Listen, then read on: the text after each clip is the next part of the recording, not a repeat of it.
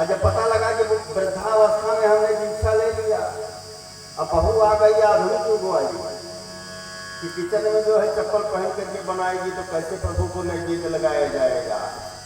तो इसलिए भजन पूजा पाठ जो करना चाहिए जवानी में करना चाहिए।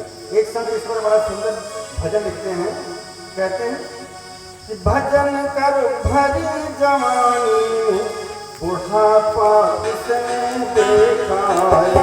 भजन कर भरी जवानी में बुढ़ापा किसने देखा है। भजन कर भरी जवानी में बुढ़ापा किसने देखा है। बुढ़ापा किसने देखा है। बुढ़ापा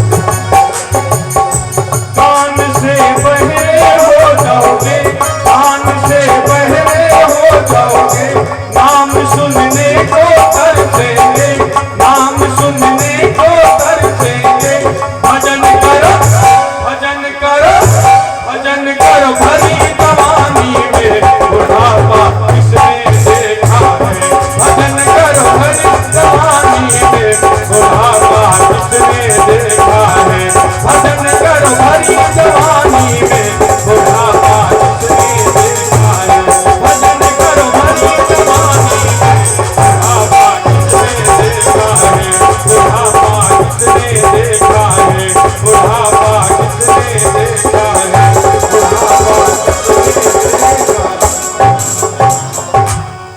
बोले वृंदावन बिहारी लाल की, बोले राधे सरकार की। तो पूजा पाठ जब तक जवानी करें, और लोग कहते हैं जवानी में कि नहीं भाई बुढ़ापा में करेंगे, अभी नहीं। अब फिर दौड़ जाने पर क्या होता है कि कभी कभी ऐसा भी होता है। एक बार हमारे साथ ऐसा हुआ कि हमारे बहुत शिष्य हैं, एक शिष्य हमारे जो है वो जेलर से रिटायर थे, तो उनको गांव वाले कहे बोलते थे कि मत लीजिए, दीक्षा ले लीजिए, दीक्षा ले लीजिए। तो कहते थे कि महाराज जी हम इस तरह से दीक्षा नहीं लेंगे, कायदे से लेंगे। अब कायदे से लेते लेते अचानक जो है तेज बीमार हुए, तो उनके पुत्रों ने हमें फोन किया कि पिताजी सीरियस हैं, आप गुरु जी चले आइए और दीक्षा दीजिए। हमने कहा भैया कब आना है, कहा आ जाइए। हम कहा आज तो मुहूर्त ही नहीं है। कहें गुरु जी जब आप मुहूर्त देखेंगे तो पिताजी के प्राण पखेरु उड़ जाएंगे, आप तत्काल चले आइए। 4 बजे शाम को लगे आग्रह करने। हमने कहा ठीक है। घर से गाड़ी से चल दिए और 6:30 बज रहा था। भूतिया मोड़ चौराहा जैसे क्रॉस कर रहे थे, उससे अचानक फोन आ गया कि गुरु जी क्या हुआ, पिताजी तो चल बसे, दीक्षा नहीं हो पाई। हमने कहा गजब हो गया। घर वाले जान रहे हैं कि शिष्यों के यहाँ जा रहे हैं, अब वहाँ असौच हो गया, वहाँ भी नहीं जा सकते हैं। फिर पता लगा कि वहीं से रिटर्न आना पड़ा। तो इसलिए जो है जब तक पूजा पाठ जवानी में ही करना चाहिए। भजन करने के लिए, पूजा पाठ करने के लिए कहीं कोई अवस्था का निर्धारण नहीं होता। आज ये ध्रुव सीधा चला गया जमुना के तट पर तपस्या करने के लिए। जिस समय पर नारद जी ने दीक्षा दिया, गुरु मंत्र पा गया और वहीं से सीधा जमुना के तट पर पहुंच गया और वहां पहुंच करके घोर तप कर रहा है। और उस तपस्या के दौरान भोजन क्या कर रहे हैं? त्राकांदे त्राकांदे कपित्थ बदरासनः आत्ममित्रं नसायेन मासं निन्ये हरिजयम्। 3 रात, 3 रात जब बीत जाए तो कपित्थ बदरासनः कैथा, हाँ और बैठ 3 महीना के लिए चला और चौथे महीना से बदल गई बात। 5वें महीना और बदल गई। 7वें महीना तो केवल जमुना के जल पीते रहे। 7-8 महीना और 9वें महीना ध्रुव जो है क्या किया अब हवा पीने लगे। इधर लक्ष्मी जी विष्णु भगवान से कहती हैं तेरे प्रभु कहा क्या,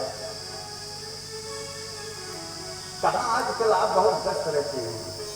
कहा व्यस्त इसलिए रहते हैं कि मेरा एक भक्त तपस्या कर रहा है। कहा हाँ स्वामी जी वही तो मैं कहना चाहती हूँ, अब उसको आप वरदान नहीं दे रहे हो। कहा वरदान देने के लिए जब हम व्यवस्थित हो जाएं तब तो वरदान दें। कहा क्या देना चाहते हो?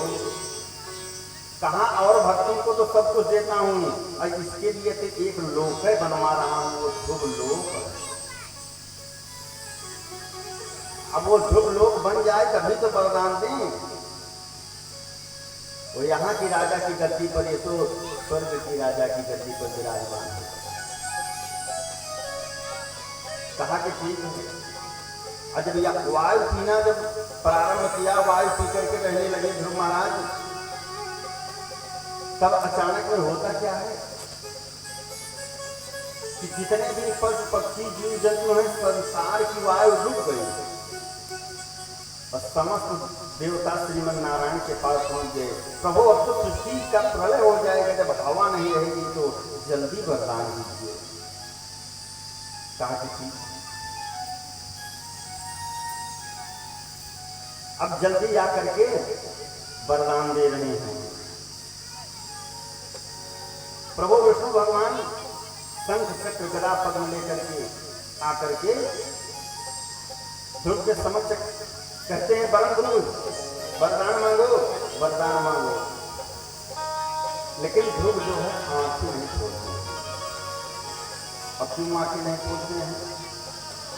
क्योंकि उनके ध्रुव के गुरु नारद जी ने बताया था कि प्रभु की छवि जो है हृदय में जो छवि बताया था, जो दृश्य, वही देखते रहना। विष्णु भगवान ने सोचा कि इतना हम प्रयास कर रहे हैं, इसके बाद भी ये जो है नहीं आंख खोल रहा। जब आंख नहीं खोल रहा है तो क्या करें, देखा ध्यान लगा करके तो वही छवि जो है हटा दिया। जब उस छवि को हटा दिया तो अचानक में ध्रुव की आंखें खुल गई कि अरे वो छवि कहां चली गई जिसको गुरु बाबा ने बताया था हमारे। तब देखते हैं तो सामने वही छवि। ध्रुव कुछ बोलना चाहते हैं लेकिन बोल नहीं पाते, क्यों? शक्ति नहीं है। विष्णु भगवान ने अपना हाथ ऐसे रख दिया ध्रुव के सर पर, और पहले से ज्यादा हष्ट-पुष्ट एवं वेद वेदांत का ज्ञान हो गया। अब वेद वेदांत का जिस समय पर ज्ञान हुआ, ध्रुव जी जो है वेद वेदांत का ज्ञान पाने के बाद अस्तुत किया, और अस्तुत करने के लिए विष्णु भगवान ने कहा कि ध्रुव, जिस गति के लिए तुम परेशान हो, जो तुम्हारी भी माता कहती है कि यह गति ध्रुव की नहीं लेकिन हमारे बेटे उत्तम की है, वो गति तुम्हारी नहीं। और वो गति क्या तुम्हारे लिए? तो मैंने एक लोक बनवा दिया हूं। तो एक लोक बन गया ध्रुव लोक। अब ध्रुव लोक ऐसा लोक बना कि भागवत में लिखा है, सबकी मान्यता है कि सुबह ब्रह्म मुहूर्त में 4 बजे ध्रुव एक तारा निकलता है। तारे तो अधिक होते हैं लेकिन सबसे बड़ा तारा होता है, टिमटिमाता रहता है। तो उस तारे का जो दर्शन कर लेता है, जब तक उसकी अवधि होती है, जो भी कार्य करते हैं वो सिद्ध हो जाता है। कहते हैं 4 बजे पढ़ाई करना चाहिए, 4 बजे जो है संध्या गायत्री करना चाहिए, यानी ब्रह्म मुहूर्त में। वो ध्रुव का समय है, उस समय में जो भी कार्य करेंगे वो सिद्ध होगा। यहाँ तक कि जब बीमार हो ना तो डॉक्टर साहब यही बताते हैं भैया कि ब्रह्म मुहूर्त में जो है मॉर्निंग वॉक कीजिए, उसी को मॉर्निंग वॉक कहते हैं। ये नहीं है कि हम 8 बजे सोकर उठे तब 9 बजे चले मॉर्निंग वॉक करने के लिए, नहीं। जितना समय तक ध्रुव रहते हैं ना, उतने समय तक वो पूर्ण काल होता है। जो भी कार्य किया जाता है, जो भी कार्य किया जाएगा ना, वो सब सिद्ध काल है। जितने भी नियम बताए गए हैं सब इसी टाइम पे बताए हैं। तो सबसे पहले चाहिए व्यक्ति को कि उठे और ध्रुव तारा को प्रणाम करे, और प्रणाम करने के बाद जो भी कार्य करना चाहिए, चाहे पूजा पाठ, चाहे घूमना टहलना, स्वास्थ्य के लिए बहुत लाभप्रद है। हर कार्य सिद्ध होगा जब तक ध्रुव का काल है, क्योंकि भगवान ने एक लोक ही ध्रुव को बना दिया और वो काल दे दिया। ध्रुव को विमान पर बैठा करके ले आते हैं, और वही सूरज जो देखती है उसके कहने पर गए थे। आज उसी सूरज के कमरे में सबसे पहले प्रवेश किया और सूरज आरती उतारती है। और सूरज आरती उतारने के बाद ले जाती है सूरज जी के पास। सूरज जी का पुत्र जो था उत्तम, वो जंगल गया शिकार खेलने के लिए, और यक्षों के साथ युद्ध हो गया जिसमें मारा गया।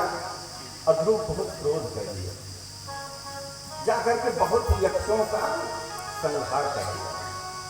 और बहुत यक्षों का जब संहार कर दिया तो आकर के भगवान ने कहा, ध्रुव ये तुम्हारा मार्ग नहीं है। 36,000 वर्ष राज्य किया, और 36,000 वर्ष राज्य करने के बाद जब समय आया तो मृत्यु देवता आ गए। कहा, भैया मैं आपको तो नहीं सुन सकता हूँ, लेकिन आपके लिए विमान आया है और इसी पर लाद, हमारे ऊपर लाद कर दो, समझ लीजिए सीढ़ी है। और चलिए स्वर्ग लोग, अपने लोक में चलिए। ध्रुव चले गए अपने लोग। जा रहे हैं तो कह रहे हैं ध्रुव की थोड़ा रुक जाइए, कहा क्या हुआ, कहा गलती हो गई, कहा क्या, कहा जल्दी जल्दी में माता जी से नहीं मिल पाए, हमको नीचे ले चलो। भगवत पार्षदों ने कहा कि ये नहीं समझ रहे हो कि जो मां ध्रुव जैसे पुत्र को वो जन्म दे, वो मां नीचे रह सकती है? अरे तुम्हारे ऊपर जो विमान जा रहा है उस पर तुम्हारी मां है, सदैव तुम्हारी मां रहेंगी, जिसके ऐसे पुत्र हो जाए। अब धुंधकारी की कथा में कैसे बताया? अब ऐसे पुत्र हुए क्यों? क्योंकि उनकी मां संस्कारित थी, सदैव पूजा पाठ धर्म में विश्वास रखती थी, अधर्म में विश्वास वो नहीं करती थी। जब मां संस्कारित होगी तो बेटे अवश्य संस्कारित होंगे। जब मां पूजा पाठ भक्ति करेंगी तभी ये कार्य संभव होगा। अब मां पूजा पाठ नहीं करेगी, एक दूसरे से लड़ेगी, दूसरे को लड़ाएगी, तो बेटे कहाँ संस्कारित होंगे? वो तो संस्कार अपना भूल जाएंगे। तो इस प्रकार से ध्रुव का मोक्ष हुआ, एक लोक बन गया। अब इनके वंश में प्रियव्रत एवं उत्तानपाद। अब आइए प्रियव्रत के वंश के बारे में सुनते हैं। उसके पहले क्योंकि एक कथा विश्राम ले तो थोड़ा भगवान नाम का उच्चारण करना चाहिए। 2 बार भगवान नाम का उच्चारण करें, उसके बाद प्रभु जी की इच्छा कि बोलो श्री राम जय जय राम, बोलो श्री राम जय जय